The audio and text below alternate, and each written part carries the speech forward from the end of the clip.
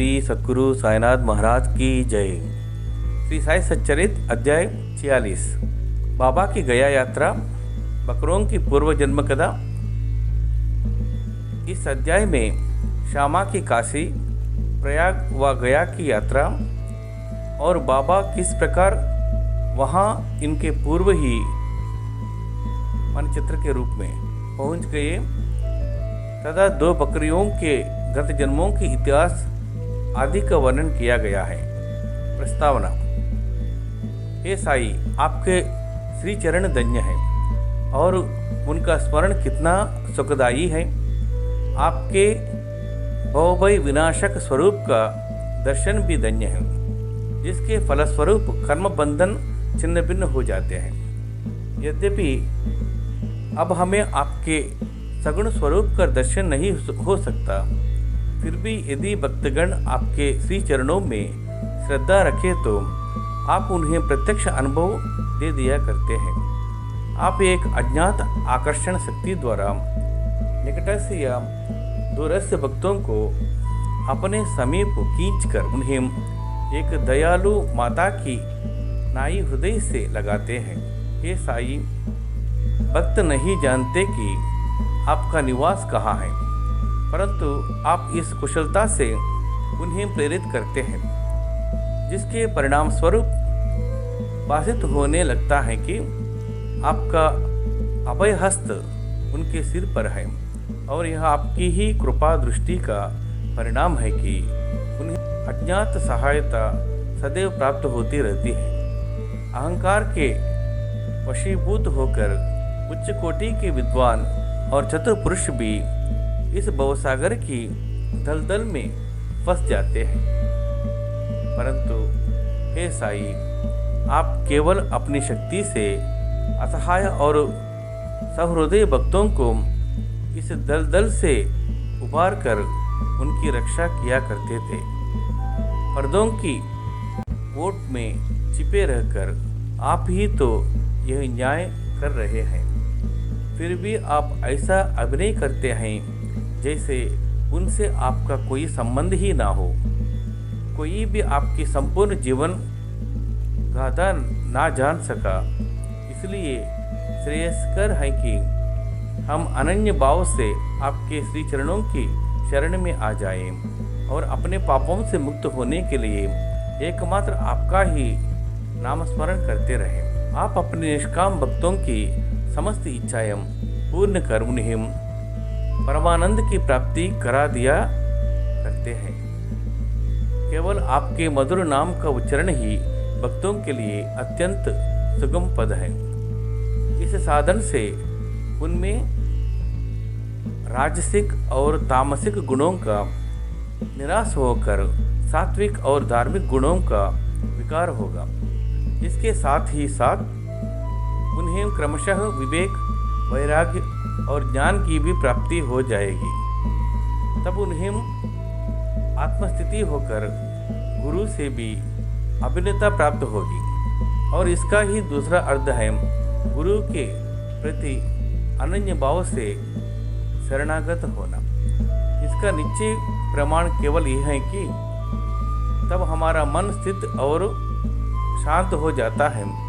इस शरणागति भक्ति और ज्ञान की महत्ता अद्वितीय है, क्योंकि इनके साथ ही शांति, वैराग्य, कीर्ति, मोक्ष इत्यादि की भी प्राप्ति सहज ही हो जाती है। यदि बाबा अपने भक्तों पर अनुग्रह करते हैं तो वे सदैव ही उनके समीप रहते हैं। चाहे भक्त कहीं भी क्यों ना चल जाए, परंतु वे तो किसी न किसी रूप में पहले ही पहुंच जाता है। यह निम्नलिखित कथा से स्पष्ट है। गया यात्रा। बाबा से परिचय होने के कुछ काल पश्चात ही काका साहब दीक्षित ने अपने ज्येष्ठ पुत्र बापू का नागपुर में उपनयन संस्कार करने का निश्चय किया और उसी समय नाना साहब चांदोकर ने भी अपने ज्येष्ठ पुत्र का ग्वालियर में शादी करने का कार्यक्रम बनाया। दीक्षित और चांदोकर दोनों ही शिरडी आए और प्रेम पूर्वक उन्होंने बाबा को निमंत्रण दिया।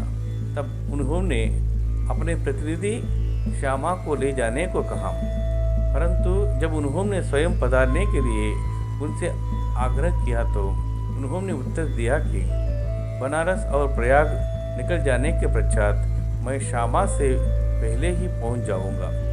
पाठकगण कृपया इन शब्दों को ध्यान में रखें, क्योंकि ये शब्द बाबा की सर्वज्ञता के बोधक हैं। बाबा की आज्ञा प्राप्त कर श्यामा ने इन उत्सवों में सम्मिलित होने के लिए प्रथम नागपुर, ग्वालियर और इसके पश्चात काशी, प्रयाग और गया जाने का निश्चय किया। अप्पा कोते भी श्यामा के साथ जाने को तैयार हो गए। प्रथम तो वे दोनों उपनयन संस्कार में सम्मिलित होने नागपुर पहुंचे। वहां काका साहब दीक्षित ने श्यामा को 200 रुपये खर्च के निमित्त दिए। वहां से वे लोग विवाह में सम्मिलित होने ग्वालियर गए। वहां नाना साहब चांदोरकर ने 100 रुपये और उनके संबंधी श्री जुटन ने भी 100 रुपये श्यामा को भेंट किए। फिर श्यामा काशी पहुंचे, जहां जटार ने लक्ष्मी नारायण जी के भव्य मंदिर में उनका उत्तम स्वागत किया। अयोध्या में जटार के व्यवस्थापक ने भी श्यामा का अच्छा स्वागत किया। श्यामा और कोते अयोध्या में 21 दिन तथा काशी में 2 माह ठहरकर फिर गया को रवाना हो गए।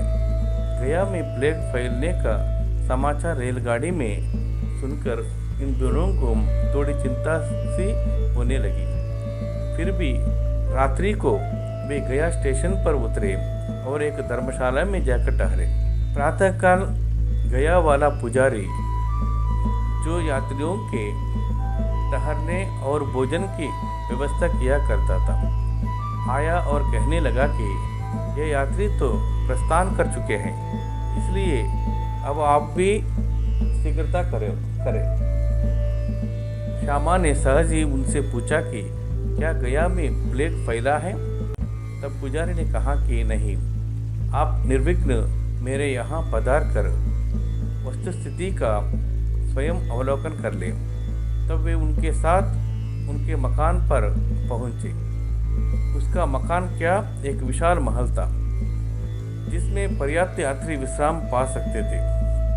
श्यामा को भी उसी स्थान पर ठहराया गया, जो उन्हें अत्यंत प्रिय लगा। बाबा का एक बड़ा चित्र, जो कि मकान के अग्रिम भाग के ठीक मध्य में लगा था, देखकर वे अति प्रसन्न हो गए। उनका हृदय भर आया और उन्हें बाबा के शब्दों की स्मृति हो आई कि मैं काशी और प्रयाग निकल जाने के पश्चात श्यामा से आगे ही पहुंच जाऊंगा। श्यामा की आंखों से अश्रुओं की धारा बहने लगी और उनके शरीर में रोमांचकारी हो आया। तब कंठ रूद गया और रोते रोते उनकी इंद्रियों बंद गई। पुजारी ने श्यामा की जो ऐसी स्थिति देखी तो उसने सोचा कि यह व्यक्ति प्लेग की सूचना पर भयभीत होकर रोदन कर रहा है, परंतु श्यामा ने उसी कल्पना के विपरीत ही प्रश्न किया कि यह बाबा का चित्र तुम्हें कहाँ से मिला? उसने उत्तर दिया कि मेरे 2-3 सौ दलाल मनमाड़ और पुण्यतांबे क्षेत्र में काम करते हैं तथा उस क्षेत्र से गया आने वाले यात्रियों की सुविधा का विशेष ध्यान रखा करते हैं। वहाँ शिरडी के साईं महाराज की कीर्ति मुझे सुनाई पड़ी। लगभग 12 वर्ष हुई मैं स्वयं शिरडी जाकर बाबा के श्री दर्शन का लाभ उठाया था और वहीं श्यामा के घर में लगे हुए उनके चित्र से मैं आकर्षित हुआ था। तभी बाबा की आज्ञा से श्यामा ने जो चित्र मुझे भेंट किया था, यह वही चित्र है। श्यामा की पूर्व स्थिति जागृत हो आई और जब गया वाले पुजारी को यह ज्ञात हुआ कि ये वही श्यामा है जिन्होंने मुझे इस चित्र द्वारा अनुग्रहित किया था और आज मेरे यहाँ अतिथि बनकर ठहरे हैं, तो उसके आनंद की सीमा ना रही। दोनों बड़े प्रेम पूर्वक मिलकर हर्षित हुए। फिर पुजारी ने श्यामा का बादशाही ढंग से भव्य स्वागत किया।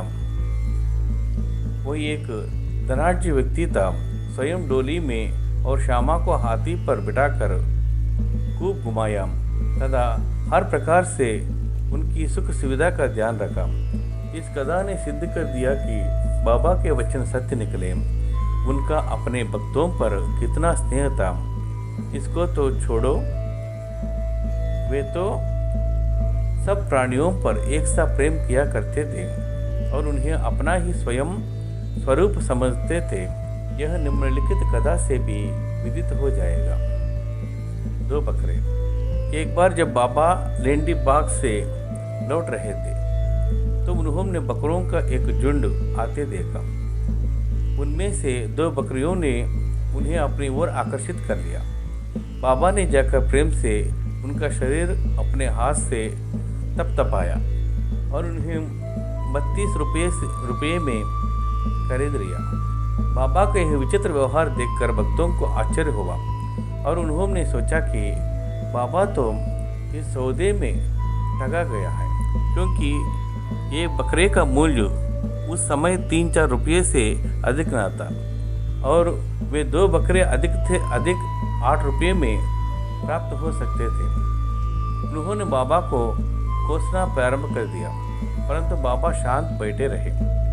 जब श्यामा और तात्या ने बकरे मोल लेने का कारण पूछा तो उन्होंने उत्तर दिया कि मेरे कोई घर या स्त्री तो है नहीं जिसके लिए मुझे पैसे इकट्ठा करके रखना है।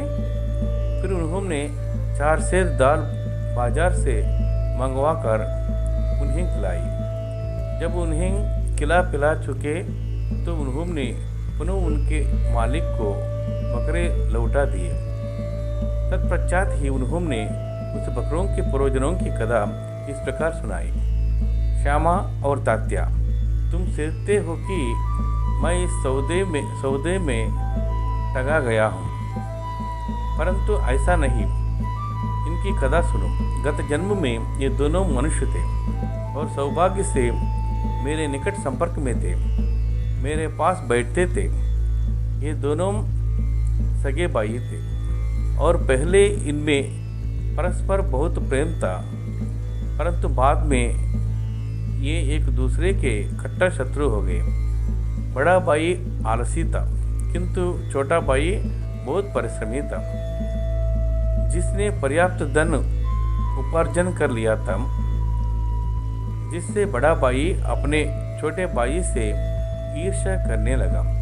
इसलिए उसने छोटे भाई की हत्या करके उसका धन हड़पने की ठानी और अपना आत्मीय संबंध बोलकर वे एक दूसरे से बुरी तरह झगड़ने लगे।